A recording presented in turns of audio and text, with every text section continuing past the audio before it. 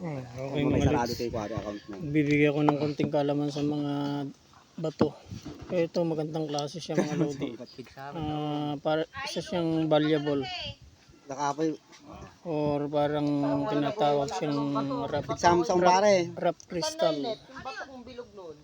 Rough crystal type. Ganda niya mga lodi.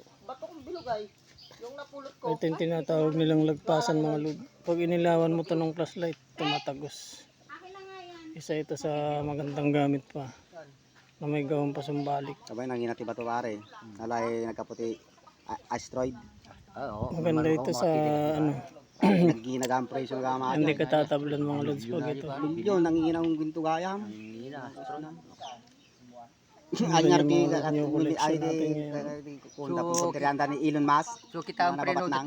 dati shower ko kita ang dago no bago kay bumabata. Ang ganda niyo. Malusaw ni. Sa baligan ko anay Pero no pare. dakkel aja asteroid nga rough bumagsak crystal type. Dumag kay kita gan may dupa ja pina. So ayo mabate ng asteroid.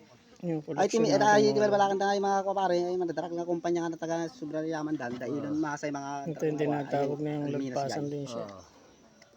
Kita bilyon to. dito gamin na uma dati business dito yan mo dati Thank you business for watching. Until next time, maraming salamat.